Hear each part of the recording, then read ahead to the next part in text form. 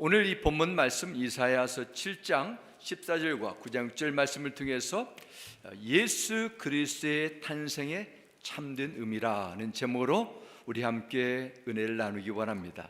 우리 먼저 말씀을 위해서 기도로 시작하겠습니다. 아버지 하나님, 예수 그리스도의 탄생을 기뻐하며 예배드리는 이 시간, 하나님의 말씀을 통해서 예수님을 알기 원합니다. 예수님의 탄생에 주시는 하나님의 마음과 뜻을 깨닫기 원하오니 성령 하나님, 우리 가운데 임하여 주셔서 하나님의 놀라운 구원을 믿고 은혜에 거할 수 있도록 이 시간을 주장하여 주옵소서. 예수님의 이름으로 기도드렸습니다. 아멘. 우리 함께 여러분 뒤에 있는 분 같이 인사하겠습니다. 메리 크리스마스. 주님의 이름으로 축복하며 환영합니다. 아멘.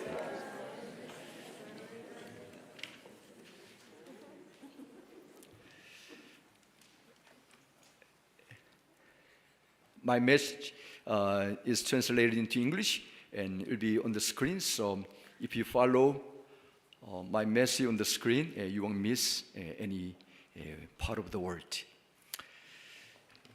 오늘 the title of the message is the significance of the birth of the Jesus Christ. 예수님의 탄생에 참된 의미입니다.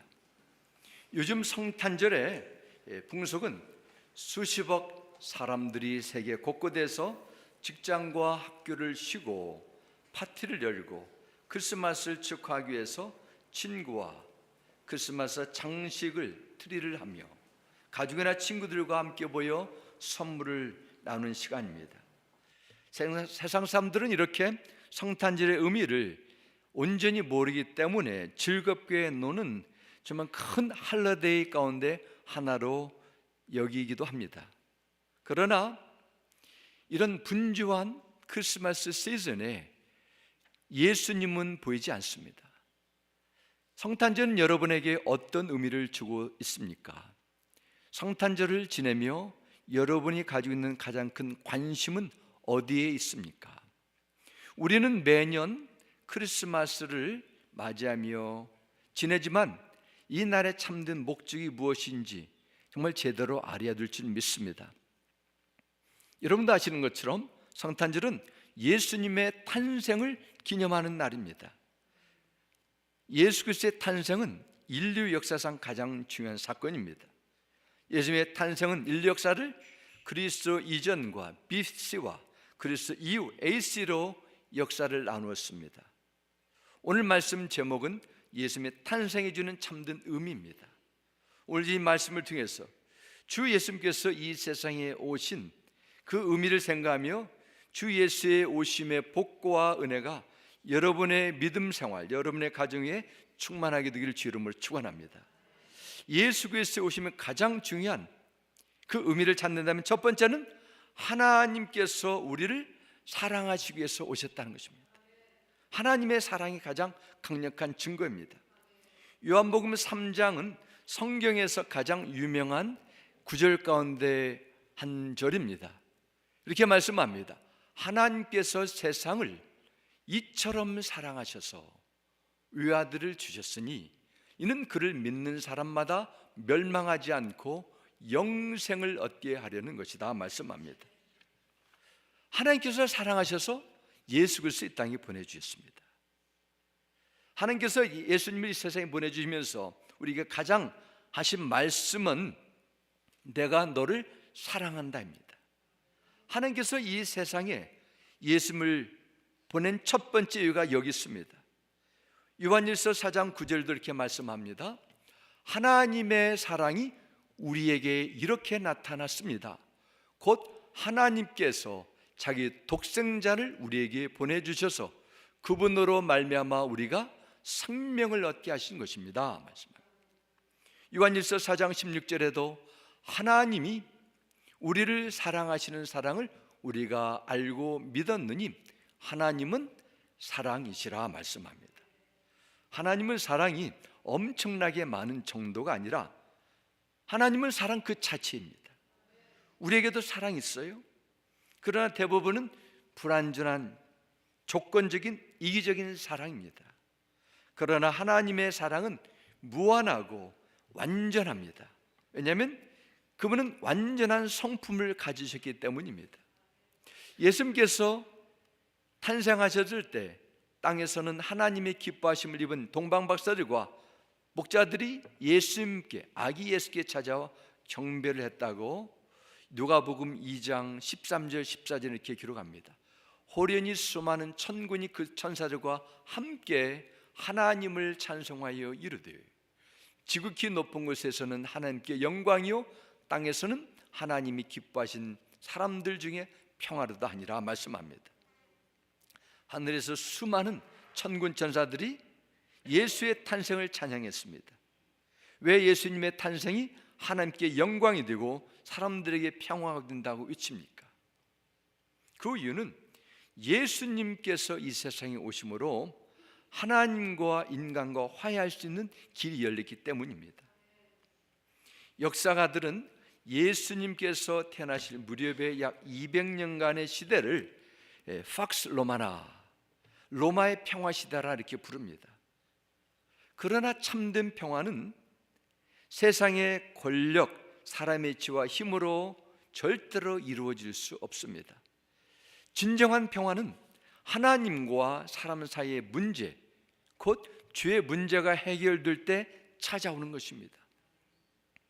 예수님께서 하나님과의 화해하기 위해서 나의 모든 죄를 용서하시고 나의 왕으로 임하실 때 진정한 평안과 안식이 주어짐을 믿으시기 바랍니다.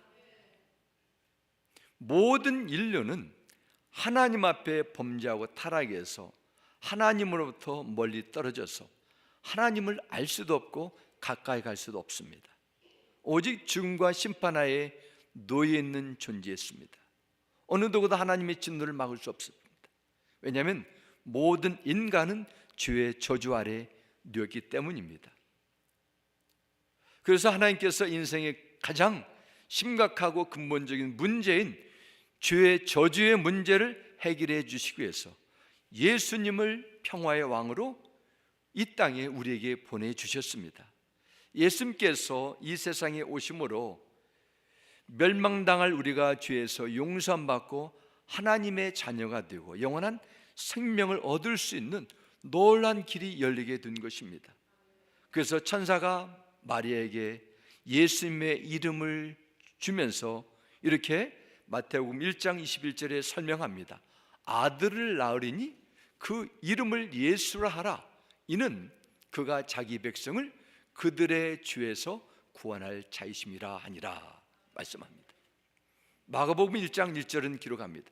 하나님의 아들 예수 그리스도의 복음의 시작이랍니다. 복음이란 것은 복된 소식, 굿뉴스란 뜻입니다. 단순히 기쁜 소식이 아니라 하나님의 아들 예수 그리스도를 통해서 우리를 구원하시는 놀라운 소식이라는 것입니다. 예수님께서 그리스도를 이 땅에 보내주심으로 이제 저주와 죄와 심판에 놓였던 인류의 구원이 시작됐습니다. 오늘 우리가 이렇게 예수님의 탄생을 축하하며 감사 예배를 드리는 이유가 그렇게 오랫동안 기다렸던 예수 그리스도가 우리를 구원하시러 오신 날이기 때문입니다. 하나님께서 우리를 사랑하심으로 예수님을 이 세상에 보내셨음을 여러분 결코 잊지 말아야 될 줄 믿습니다. 이것이 성탄절이 가져다주는 가장 기쁘고 복된 소식입니다. 하나님께서 예수님을 이 세상에 보내주신 두 번째 이유는 예수님께서 우리와 함께 하시기 위해서입니다. 오늘 보면 이사야 7장 14절은 말씀합니다. 그러므로 주께서 친히 징조를 너에게 주실 것이라. 보라, 처녀가 잉태하여 아들을 낳을 것이요 그 이름을 임마누엘이라 하리라 말씀합니다. 하나님은 오랜 전 이사야 선지자를 통해 하나님께서 보내실 구원자 메시아가 처녀의 몸에서 태어날 것을 예언해 주셨습니다.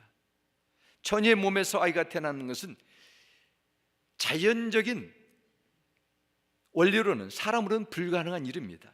그러나 하나님께서는 모든 일을 가능케 하시기 때문에 다윗의 후손을 통해 영원한 나를 세우시겠다고 약속하신 그 말씀대로 약속하신 장소에서 약속한 때 동정녀 마리의 몸을 통해 예수님을 태어나게 하셨습니다. 이사야 9장 6절은 예수님의 탄생의 위대한 예언의 말씀이 이렇게 기록됩니다. 한 아기가 우리를 위해 태어났다. 우리가 한 아들을 모셨다. 그는 우리의 통치자가 될 것이다. 그의 이름은 놀라우신 조언자, 전능하신 하나님, 영존하시는 아버지, 평화의 왕이라고 불릴 것이다 말씀합니다. 인류의 구원자가 어린아이로 우리를 위해 태어난 그 사건이 성탄절에 담겨진 중요한 의미 가운데 하나입니다. 그래서 주목해야 할 단어는 우리입니다. 우리를 위해 태어났고 우리가 모셨다. 우리의 통치자다. 우리에게 있습니다. 인류의 구원자는 신비한 어떤 곳에서 태어나서 신비적인 그런 삶을 사는 그런 존재가 아니라 우리가 살아가는 이 세상 안에서 태어나 우리의 개인의 삶 속으로 구체적으로 직접 찾아오신 사건입니다. 요한복음 1장 1절과 14절은 예수님께서 우리에게 찾아오심을 이렇게 말씀합니다. 태초에 말씀이 계셨다. 그 말씀은 하나님과 함께 계셨다. 그 말씀은 하나님이셨다. 그 말씀이 육신이 돼 우리 가운데 계셨기에 우리는 그분의 영광을 보았습니다. 그것은 은혜와 진리가 충만한 아버지의 독생자의 영광이었습니다 말씀합니다. 여기에 말씀이란 단어는 원어로 로고스입니다. 말씀은 태초 이전부터 계셨고 태초 이후에 창조 역사에 하나님과 함께 계셨습니다. 말씀은 영원한 하나님이라고 성경은 기록합니다. 영원한 생명이 말씀 안에 있습니다. 말씀이 우리 가운데 계시기 위해 육신이 되어 오셨습니다. 그분이 누구입니까? 하나님이신, 그러나 인간의 옷을 입고 오신 예수 그리스도입니다. 사도 바울은 빌립보서 2장 6절과 7절에 예수님의 탄생에 대해 이렇게 말씀합니다. 그는 하나님의 모습을 지니셨으나 하나님과 동등함을 당연하게 생각하지 않으시고 오히려 자기를 비워서 종의 모습을 취하시고 사람과 같이 되셨습니다 하셨습니다. 구약시대에 하나님께서 광야에 살던 이스라엘 백성들 가운데 장막을 치고 그들을 만나 주셨던 것처럼, 함께 하셨던 것처럼 예수님은 죄악으로 가득 찬 이 세상에 사는 광야 인생을 사는 우리의 모든 죄를 짊어지기 위해 가장 낮고 낮은 모습으로 이 땅에 오셨습니다. 사랑하는 성도 여러분, 예수님께서 여러분과 늘 함께 하심을 믿습니까? 그렇다면 두려움이 찾아올 때, 근심이 몰려올 때 예수님의 이름을 부르시기 바랍니다. 무거운 짐이 여러분을 힘들게 할 때 예수님께 맡기시기 바랍니다. 임마누엘 되시는 예수님께서 여러분에게 평강을 주시고 감당할 수 있는 믿음의 힘을 주시고 자유함을 주실 것입니다. 여러분이 예수 그리스도를 마음의 구원자요 생명의 주인으로 모시고 산다면 어두운 세상에 부름받은 사명자임을 늘 기억하시기 바랍니다. 약한 자, 고통받는 자, 병든 자, 외로운 자들에게 찾아가셔서 주 예수님의 놀라운 사랑을 나누시기 바랍니다. 그들이 여러분의 섬김과 사랑의 손길을 통해 임마누엘 하나님의 사랑을 체험하게 될 것입니다. 세 번째, 예수님께서 이 땅에 오신 세 번째 중요한 의미는 우리에게 풍성한 삶을 주시게 됩니다. 크리스마스는 예수님이 이 땅에 태어난 그 이상을 의미합니다. 예수님께서는 여러분에게 영원한 생명을 얻고 죄와 사망에서 자유받고 하나님의 자녀로 복된 인생을 살도록 하기 위해서 오셨습니다. 요한복음 10장 10절 우리에게 말씀합니다. 예수께서 말씀하셨다. 도둑이 오는 것은 도둑질하고 죽이고 멸망시키려는 것뿐이요 내가 온 것은 양으로 생명을 얻게 하고 더 풍성히 얻게 하려는 것이라. 아멘. 저는 이 abundant life, abundant라는 이 형상을 너무 좋아합니다. 예수님께서는 우리 주에서 구원해 주시고 새 생명을 줄 뿐만 아니라 우리에게 생명을 풍성하게 얻도록 하기 위해서 오셨다는 걸 말씀합니다. 그러면 풍성한 생명은 어떤 것일까요? 풍성한 생명은 고통이나 질병이 없고 기적 같은 삶을 뜻하는 것이 아닙니다. 돈이 은행에 넘치고 세상에 성공이 있어 풍성한 것이 아닙니다. 그것도 풍성이지만 그것은 세상적인 풍성입니다. 풍성한 생명은 예수님을 믿음으로 하나님의 자녀의 신분을 가지고 예수님의 권세를 누리며 세상에 사는 것입니다. 이것이 바로 풍성한 삶입니다. 우리 가진 것 별로 없다 할지라도 주님께서 함께 하시기 때문에 세상의 모든 것을 가진 그런 마음을 갖고 감사하며 기뻐하는 것입니다. 그리스도인으로서 가장 잘 알려진 찬송가를 뽑는다면 우리에게 잘 알려진 찬송가 305장 나 같은 주인 살리신 이라는 찬송일 것입니다. 저도 장례 예배할 때 이 찬송을 여러 차례 함께 부른 기억이 있습니다. 존 뉴턴은 나 같은 주인 살리신 이 유명한 찬송 작시자입니다. 그는 어린 나이에 선원이 되어서 몸의 거친 생활 속에 신앙을 버렸습니다. 무신론에 빠졌습니다. 하나님이 없다고 소리쳐 살았습니다. 아프리카와 영국을 항해하는 노예 무역선의 선장이 되어 그는 하나님을 모독하며 믿음의 친구들을 타락시키며 세상에 있는 죄악이란 죄는 다 저지른 주인 중의 주인이었습니다. 그러나 이 뉴턴에게도 하나님의 때가 찾아왔어요. 그가 탄 노예선이 북대서양을 항해하던 중에 거대한 폭풍우를 만나 배가 침몰할 위기에 빠지게 됩니다. 이때 그는 어머니를 통해 전해준 성경 말씀을 떠올리며 만일 하나님이 살아계시다면 자신의 죄는 도저히 용서받을 수 없다고 생각하며 최악의 상황을 기다렸습니다. 죽음을 기다렸다는 것입니다. 그럼에도 그는 무릎을 꿇고 기도를 하기 시작했습니다. 주여, 우리에게 자비를 베풀어 주옵소서.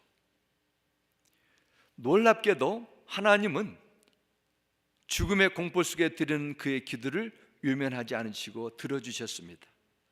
배가 파손된 지 4주 만에 그와 배와 탄 사람들은 모두 구조되었습니다. 이 사건을 통해서 뉴턴은 하나님은 사람의 기도를 들으시고 응답하시는 살아계신 전능한 분임을 믿게 되었습니다. 후에 그는 예수님을 생명의 구원자로 마음으로 영접하고 입으로 시인하며 하나님의 사명자가 되어 43년 동안 끝까지 자신을 기다려주시고 용서해 주시는 예수 그리스도의 은혜와 사랑을 전하게 됩니다. 그리고 윌리엄 윌버포스와 함께 영국에서 노예 제도가 폐지되는데 아주 중요한 역할을 감당하게 됩니다. 1772년 그는 자신의 더러운 과거를 깊이 회개하고 하나님께서 베푸신 은총에 감사함은 마음을 담아서 Amazing Grace 라는 가사를 쓰게 됩니다. 우리에게 잘라진 가사 제가 읽겠습니다. 나 같은 죄인 살리신 주 은혜에 놀라와 잃었던 생명 찾았고 광명을 얻었네. 큰 죄악에서 건지신 주 은혜에 고마워. 나 처음 믿은 그 시간 귀하고 귀하다. 이제껏 내가 산 것도 주님의 은혜라. 또 나를 장차 본향에 인도해 주시리. 거기서 우리 영원히 주님의 은혜로 해처럼 밝게 살면서 주 찬양하리라. 한때 하나님을 잊어버린 자 있고 하나님을 못 오가는 자 있으나 놀라운 은총으로 하나님의 사람이 되었던 그의 생애 말년 2, 3년 동안은 앞을 볼 수 없는 시력을 상실한 채 쇠약해진 몸으로 친구들에게 다음과 같은 고백을 했다고 합니다. 나의 기억은 점점 사라집니다. 그러나 나는 두 가지만 기억합니다. 내가 엄청난 죄인이었고 다른 하나는 그리스도는 위대한 구원자라는 것입니다. 한때 노예선의 키를 잡고 하나님의 품을 떠났던, 은혜를 저버렸던 뉴턴은 끝까지 자신을 기다려 주시고 구원하신 예수 그리스도의 은혜를 간직하며 증거하는 삶을 살다가 83세인 1807년 12월 21일, 그러니까 어제죠, 하나님의 부르심을 받게 됩니다. 과거 죄의 어둠 속에 살았지만 예수 안에서 영적인 풍성한 복된 삶을 살았던 존 뉴턴이 얼마나 위대한 간증을 남겼습니까? 사랑하는 성도 여러분, 존 뉴턴이 주는 하나님의 은혜, 그리스도 안에 약속된 생명의 풍성함을 누리길 원하십니까? 예수 그리스도를 여러분의 마음의 중심에 모시고 그분을 생명의 주인으로 인정하시기 바랍니다. 주님의 때를 따라 베푸시는 풍성한 사랑과 은혜를 공급받기 바랍니다. 그리고 하나님께서 여러분에게 베푸신 복과 은혜를 받을 뿐만 아니라 나누어 주시기 바랍니다. 풍성한 삶은 많이 가진 상태가 아닙니다. 오히려 많이 나눌 수 있는 상태예요. 그래서 잠언 11장 25절은 이렇게 말씀합니다. 남에게 베풀기 좋아하는 사람은 번영하고 남에게 물을 주는 사람은 자신도 목이 따르지 않게 될 것이라 하셨습니다. 사랑하는 여러분, 이 기쁨의 축제 시즌에 예수님께서 이 세상에 태어나신 참된 의미를 잊지 마시기 바랍니다. 하나님께서 여러분을 사랑하기 위해서 오셨고 여러분과 함께 하시기 위해서 오셨고 여러분에게 영원한 풍성한 생명을 주시기 위해서 오셨습니다. 그리고 주님은 여러분에게 풍성한 생명을 이제 나누기 위해서 우리에게 명령하셨습니다. 아직 여러분 가운데 예수님을 생명의 주인으로 영접하지 않으셨다면 마음의 문을 여시고 예수님을 나의 구세주와 생명의 주인으로 영접하시기 바랍니다. 그분은 여러분에게 임마누엘 하나님으로 오셔서 풍성한 복된 길로 반드시 인도해 줄 줄 믿습니다. 주 예수께서 인간의 몸으로 이 세상에 오신 이 놀라운 기쁨과 약속과 능력이 여러분의 삶 가운데 풍성히 체험되는 이런 복된 믿음의 삶이 되시길 주 예수 이름으로 축원합니다. 우리 함께 기도하겠습니다. 할렐루야. 아버지 하나님, 주 예수의 오심을 기념하며 축하하는 크리스마스 시즌입니다. 하나님께서 왜 예수 그리스도를 이 땅에 보내시고 우리를 위해서 오셨습니까? 우리를 사랑하셔서 죄와 저주의 올무에서 벗어나 영원한 생명을 위해서 오셨습니다. 우리 스스로 살아갈 수 없는 이 세상에 늘 우리와 함께 하셔서 우리의 선한 목자가 되어 주시고 오셨습니다. 어둠의 권세가 우리를 누르고 세상이 우리를 끊임없이 압도하는 이 세상 속에 세상을 뚫고 믿음을 지키며 풍성한 삶을 위해 우리에게 복의 근원이 되게 우리에게 찾아오심을 믿습니다. 우리에게 그러한 삶을 살도록 늘 예수님을 마음의 중심에 모시고 살아가게 해주옵소서. 주 예수의 이름으로 기도드렸습니다. 아멘.